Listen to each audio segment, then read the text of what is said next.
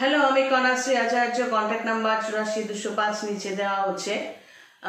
যারা কনসালটেশনের জন্য নক করতে চাও তাদের কাছে রিকোয়েস্ট যে তারা এই নাম্বারটাতেই নিজের ডেটাবেসটা পাঠিয়ে মানে কে কোথা থেকে বলছো, কি ম্যাটার, ভয়েস মেসেজ নয়, হোয়াটসঅ্যাপে লিখে দিয়ে তারপরে ওয়েট করবে। আমি ফ্রি হয়ে অ্যান্সার দিয়ে দেবো কোনো কিছু জানতে চাইলে। একটাই কোয়েশ্চেন, সেটা ফ্রি কনসালটেন্সি। আর যদি এমন হয় যে পেইড কনসালটেন্সিতে আসতে চাও তাহলে সেটা ফোনে জেনে নেবে। 15 মিনিট, আধ ঘন্টা, যতটা টাইম তুমি চাইবে সেই অনুযায়ী পে করতে হবে। তো এই ড্রেসটা পরে চেষ্টা করব বাংলাতে বলার এবং ছোট ছোট কিছু ম্যাটার নিয়ে, সাবজেক্ট নিয়ে কথা বলবো। সেটা হলো, আজকের ব্যাপারটা হচ্ছে যে জীবন মানেই একটা সমস্যা প্রত্যেকের ক্ষেত্রে। সে মিলিয়নেয়ার হোক, কোটিপতি হোক, গরিব হোক, মাঝারি হোক, মধ্যবিত্ত হোক, যাই হোক না কেন, তো জীবন মানে সমস্যা একটা না একটা আসবেই। কারণ জন্মছক তুমি বানাও বা না বানাও, তুমি মানো বা না মানো, তোমার date of birth, place of birth, time of birth দিয়ে একটা ছক তৈরি হয়েই গেল, যেটা তোমার লাইফ মানে শুরু থেকে তুমি মায়ের পেট থেকে বেরোলে এবং সেই সময় থেকে, হ্যাঁ, তোমার অ্যাকচুয়ালি এই ডেস্টিনি বা ভাগ্যটা শুরু হয় পেটের মধ্যে থেকে। কারণ অনেকে পেটের মধ্যেও মরে যায় বা ফুল ফর্মে আসে না, সেটাও একটা সেই আত্মাটার একটা যন্ত্রণা। তো এই শুরু থেকে শেষ পর্যন্ত টোটালটাই এখানে কাউন্ট হয়ে গেল। এর নামই জ্যোতিষবিদ্যা। জ্যোতিষ সাবজেক্টটা শুধুমাত্র মানে যে জ্যোতিষী সে শুধুমাত্র বলবে যে এই কানেকশনগুলো আছে, আপনার লাইফ বা তোমার লাইফটা এইভাবে চলবে। তো এখানে প্রত্যেকের ছকে লগ্ন যদি মেষ ধরা হয় বা যে কোনো লগ্ন ধরো, অ্যান্টি ক্লকওয়াইজ 6 নম্বর ঘর, 8 নম্বর ঘর আর 12 নম্বর ঘর, এই তিনটে ঘর হলো একটা নেগেটিভ জায়গা। এই কানেকশানে যে কোনো গ্রহ যদি এই কানেকশানে আসে 6 নম্বর ঘরের সাথে বা 8 নম্বর ঘরের সাথে বা 12 নম্বর ঘরের সাথে কোনো কানেকশানে যদি আসে, সেক্ষেত্রে একটা না একটা সমস্যা হোল লাইফ জুড়ে হতেই থাকবে। এবার কারো যদি ভালো প্ল্যানেট থেকে থাকে যে সেটাকে ওভারকাম করার জন্য ভালো কোনো গ্রহের সাপোর্ট থাকে, সে সেটা করতে পারে, ওভারকাম নিজেও করতে পারে। তো এর মধ্যে এই যে সমস্যাগুলোর মধ্যে একটা কমন সমস্যা আছে, সেটা হলো যে তোমার পরিচিত কেউ বা খুব কাছের কেউ তোমাকে আঘাত করেই যাচ্ছে বা করছে। তো হতে পারে সে তোমার মা হতে পারে, জন্ম দিলেই যে মা বাবা হয় আর মা মানে জন্ম দিয়েছে বলেই মহৎ মা বাবা, মহান মা বাবা, সেটা সবসময় কিন্তু হয় না। বাবা মার কর্তব্য পালন করা, সন্তানকে সুশিক্ষা দেওয়া, ধৃতরাষ্ট্র গান্ধারীও তো মা বাবাই ছিল। তো যাই হোক, জন্ম দিলেই মা বাবা হয় না, মা বাবার কিছু কর্তব্য থাকে। তো জীবনে তুমি এরকম অনেক পেতে পারো। তুমি যদি সংসারে বড় সন্তান হও, তখন তোমার ওই মা বাবাই তোমাকে বলবে ইনকাম করতে। তুমি যদি ছেলে হও, সেক্ষেত্রে তো আর বলা বাহুল্য, তারা হয়তো অন্যান্য সন্তানের জন্ম দিয়েছেন, কিন্তু সমস্ত দায় দায়িত্ব, সে ভাইয়ের বিয়ে, বোনের বিয়ে, তাদের জন্য পড়া, অমুকের ফিস, মানে তারপর সংসার চালাবে কি করে, তোমার মা বাবার ওষুধের দায়িত্ব, এগুলো সন্তানের দায়িত্বের মধ্যে অবশ্যই পড়ে। কিন্তু অনেক মা বাবা আছেন যারা এই সন্তানটিকে বা দুজন সন্তানের মধ্যে যে কোনো একজন সন্তানকে তারা স্কুইজ করতে থাকে, লেবু চেপার মতো চিপতে থাকে। আর সেই সন্তান যদি বাইরে গিয়ে টাকা ইনকাম করে পাঠানো শুরু করে, তাহলে তো আর কথাই নেই। অনেকেই জানো, সেই টাকায় এই মা বাবা বা বাড়ির লোকরা অনেক কিছু গুছিয়ে নিচ্ছে এবং সেই সন্তানটি যখন ফিরে আসতে চাইছে, সেটা নিয়ে কেউ ইন্টারেস্টেড হয় না যে সেই সন্তানটি বাইরে কি কাজ করছে, কিভাবে করছে, কতটা কষ্ট করছে। তো এক্ষেত্রে যেটা আমার বক্তব্য আজকে, যে এরকমভাবে মা বাবা, ভাই বা ভাই বোন, বোন বা লাইফে চলতে গিয়ে কারোকে তুমি ভালোবেসে ফেলেছো, সে বা তোমার স্বামী বা তোমার স্ত্রী, খুব কাছের লোক এবং পাড়া প্রতিবেশীর কিছু লোক এবং আত্মীয় স্বজন কিছু।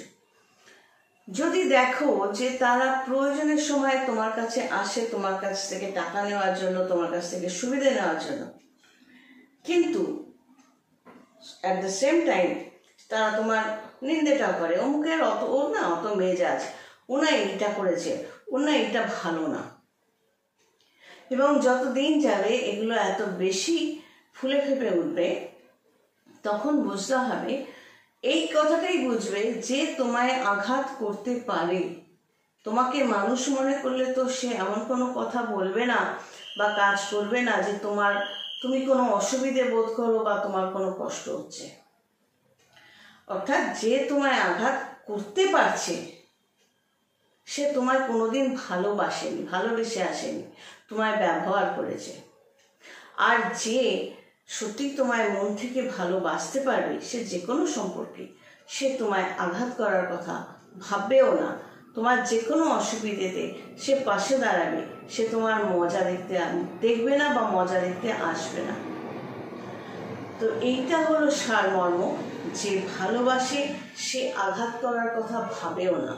আর যে একবার হলেও তোমায় আঘাত করতে পারছে, তোমায় কষ্ট দিতে পারছে বা তোমাকে মানুষ বলে মনে করছে না, এভাবে তারা ওইসব পাবলিকরা কখনো ভাবে না যে আচ্ছা ও আমার বা আমাদের জন্য এত কিছু করলো, আমি ওর জায়গায় থাকলে কি এত কিছু করতাম না, এরকম ভাবেও তারা ভাবে না বা তোমাকে মানুষ বলেও মনে করে না।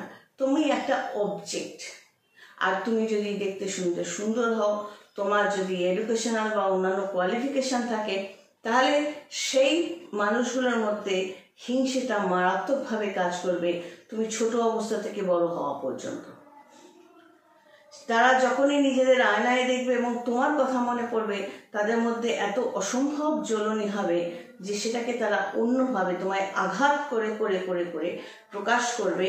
এবং তারা দেখতে চাইবে তুমি কাঁদছো কিনা, তারা দেখতে চাইবে তুমি পড়ে গিয়ে ক্ষতবিক্ষত হলে কিনা। তো জীবন মানে সমস্যা, এইগুলো এক একটা সমস্যা।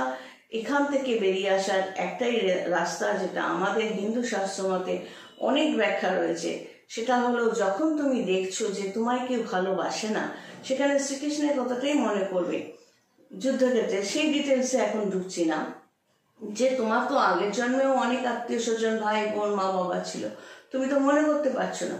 তো যারা এখানে আঘাত করছে তারা আগের জন্মেরই কোনো না কোনো শত্রু, এই জন্মে তোমার কাছের লোক হয়ে এসছে তোমায় আঘাত করতে।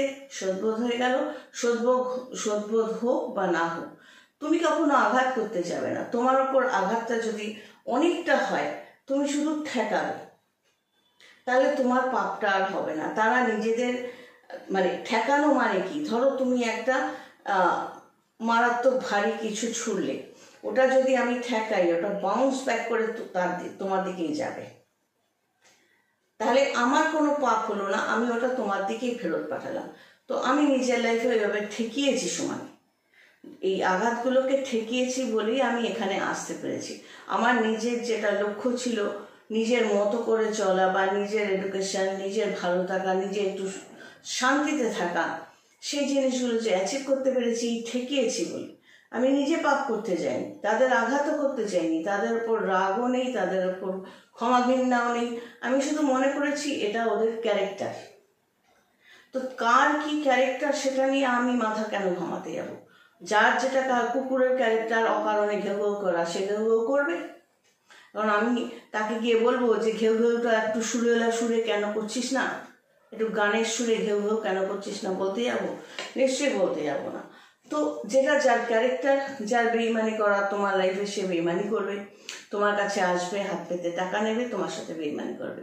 সে তোমার সঙ্গে কাছের লোকজন হতে পারে, তোমার ঘরে কাজ করছে সেরকম হতে পারে, অনায়াসে বেইমানি করবে এবং সুন্দর নিপাট ভালো মানুষের মতো মুখ করে থাকবে। বোঝাতে চাইবে তুমি তার উপর খারাপ ব্যবহার করছো বা তুমি অত্যাচার করছো, তুমি বেইমানি করেছো। তো এই মানুষ নামক জানোয়ারগুলোকে জীবন থেকে যদি ছেঁটে ফেলতে পারো, অর্থাৎ ডাস্টবিনকে নিজের জীবন থেকে যদি ছেঁটে ফেলতে পারো, তোমার ঘরটা অবশ্যই সুন্দর সুগন্ধি হবে। অর্থাৎ তুমি নিজেকে নিজে সমৃদ্ধ করবে নিজের ক্ষমতা দিয়ে। ভগবান সবাইকেই কিছু না কিছু দেয়। যাদের মধ্যে হিংসা আক্রোশ ভর্তি থাকে তারা কখনো লজ্জিত হয় না নিজেদের কর্মের জন্য, তারা কখনো নিজেদের চেঞ্জ করে না, তারা তাদের মধ্যেই থাকে। তাদের যে পচন, সেই পচনে তারা নিজেই পচতে থাকে। এটা আমি বলছি না, শাস্ত্রের ব্যাখ্যাটুকুই বলছি, না হলে যাচাই করে নিও। তো জীবনে এইটাও একটা বড় সমস্যা, এই বিষাক্ত জিনিসগুলোকে ছেড়ে ফেলতে হবে, তবেই ভালো থাকবে, নিজের উন্নতি নিজে করতে থাকবে।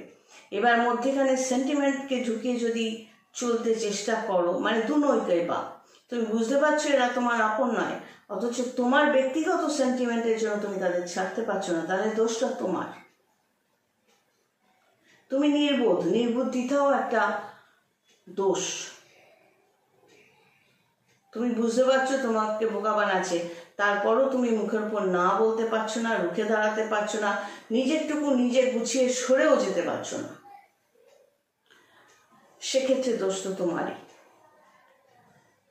যত ঘরের মধ্যে যদি 4-5টা ডাস্টবিন রাখো, তোমার ঘরে নোংরা গন্ধই বেরোবে।